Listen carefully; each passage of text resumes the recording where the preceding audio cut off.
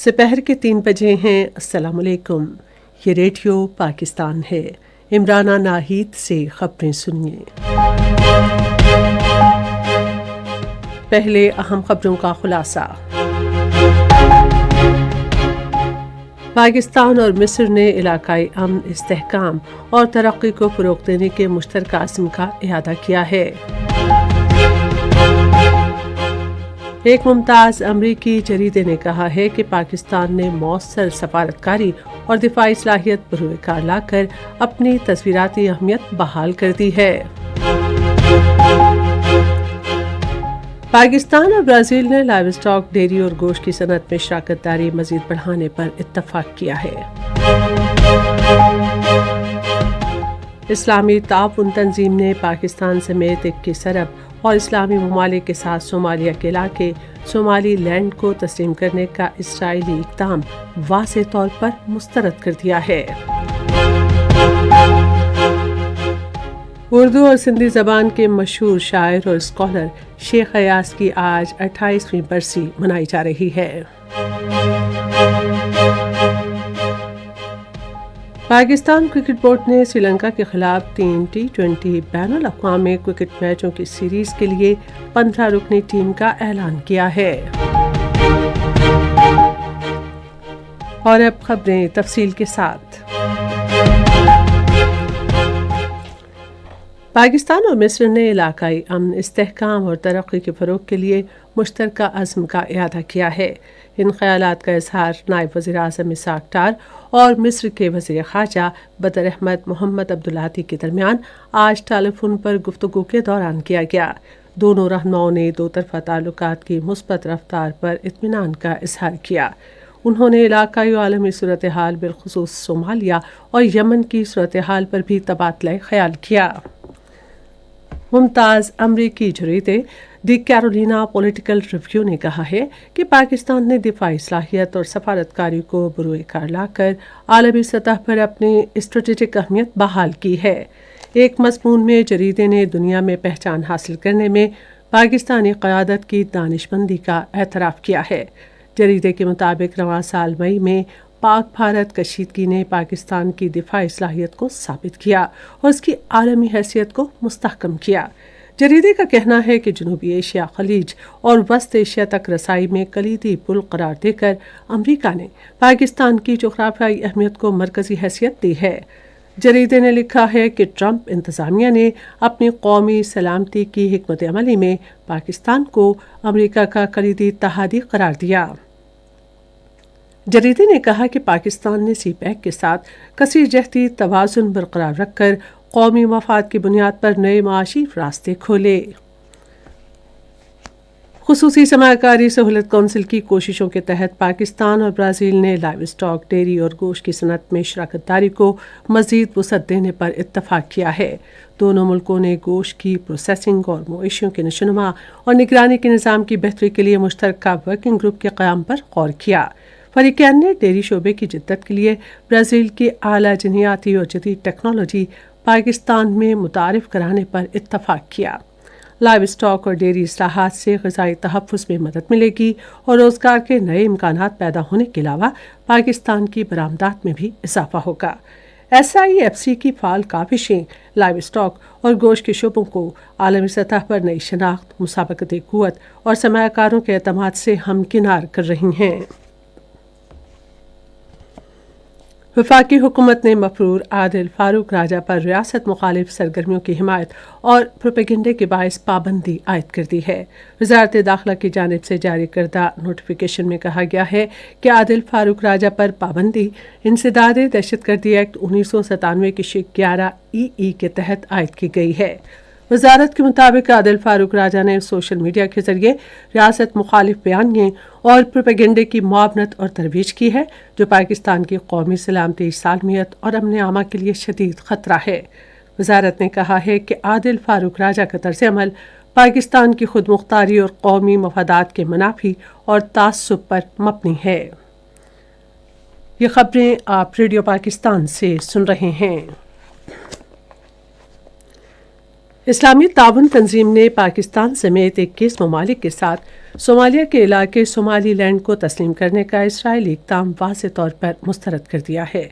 پاکستان، اردن، مصر، الجزائر، Comoros, Djibouti, Gambia, Iran, Iraq, Kuwait, Libya, Maldives, Turkey, Nigeria, Oman, فلسطین، قطر، سعودی عرب، صومالیہ، سوڈان، یمن اور اسلامی تعاون تنظیم کی طرف سے ایک مشترکہ بیان میں شر انگیز اسرائیلی فیصلے کو یکسر مسترد کر دیا گیا۔ مشترکہ بیان میں صومالیہ کی خود مختاری کی مکمل حمایت کی گئی ہے اور کہا گیا ہے کہ صومالیہ کے اتحاد، علاقائی سالمیت یا پورے علاقے پر اس کی خود مختاری کو نقصان پہنچانے کا موجب بننے والے کسی بھی اقدام کو ہرگز تسلیم نہیں کیا جائے گا۔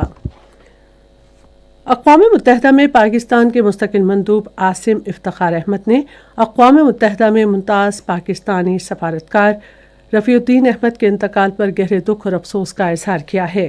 انہوں نے social media platform X پر ایک تعزیتی بیان میں کہا کہ رفیع الدین احمد بین الاقوامی سفارتکاری میں ایک سرکردہ شخصیت تھے اور انہوں نے عالمی ادارے میں کئی اہم عہدوں پر شاندار خدمات انجام دیں۔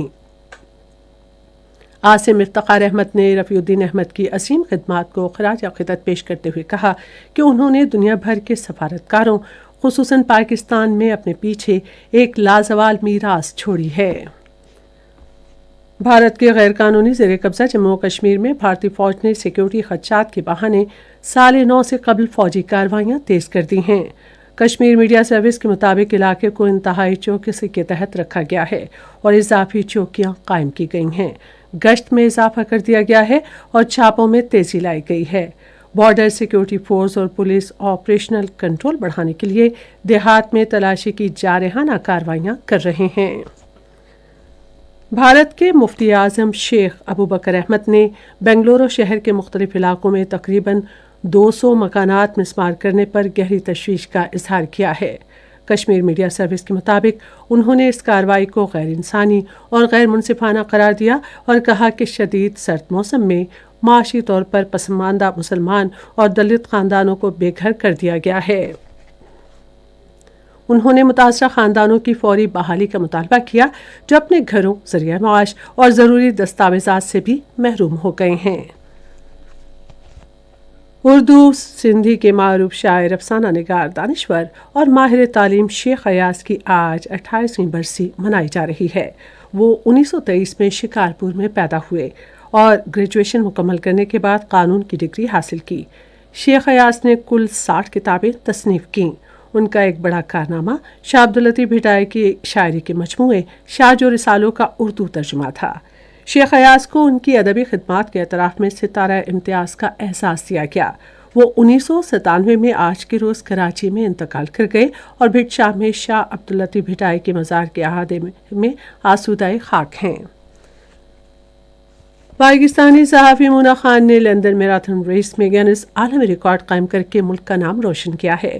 انہوں نے مقررہ وقت میں 42.2 کلومیٹر کا فاصلہ طے کر کے میراتھن جیت لی۔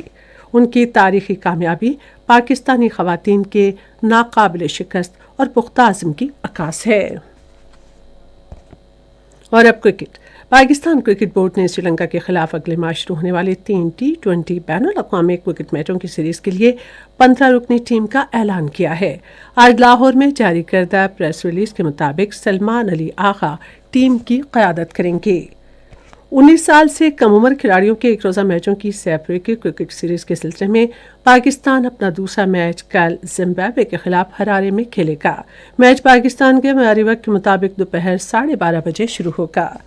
ریڈیو پاکستان آج شام 4:05 پر اپنے قومی نشریاتی رابطے پر شاعر شیخ ایاز کی برسی کے حوالے سے ایک فیچر پروگرام نشر کرے گا۔ شام 4:30 بجے ایک اور قومی پروگرام میں ایک مذاکرہ نشر کیا جائے گا۔ موضوع ہے قومی یکجہتی اور حب الوطنی۔ اور اب موسم۔ محکمہ موسمیات کی پیشگوئی کے مطابق آئندہ 12 گھنٹے کے دوران ملک کے بیشتر حصوں میں موسم زیادہ تر سرد اور خشک جبکہ بالائی علاقوں میں جزوی طور پر ابرآلود رہنے کا امکان ہے۔ بالائی سندھ اور پنجاب کے میدانی علاقوں میں رات کے وقت دھند چھائی رہے گی۔ آج ریکارڈ کیا گیا بعض اہم شہروں کا درجہ حرارت: اسلام آباد اور Lahore 18 degree centigrade, Karachi 26، Peshawar 17، Quetta 13، Gilgit 11، Murree اور مظفر آباد 14 جبکہ سری نگر 11، جموں 19 اور لیہ میں -3 ڈگری سینٹی گریڈ۔ آخر میں اہم خبروں کا خلاصہ ایک بار پھر سن لیجیے۔ पाकिस्तान और मिस्र ने इलाकाई अमन, इस्तेहकाम और तरक्की को फ़रोग़ देने के मुश्तरका अज़्म का इहाता किया है। एक मुमताज़ अमरीकी जरीदे ने कहा है कि पाकिस्तान ने मौसर सफारतकारी और दिफाई सलाहियत बरूए-कार लाकर अपनी तस्वीराती अहमियत बहाल कर दी है। पाकिस्तान क्रिकेट बोर्ड ने श्रीलंका के खिलाफ 3 T20 बैनुल अक़वामी क्रिकेट मैचों की सीरीज के लिए 15 रुकनी टीम का ऐलान किया है।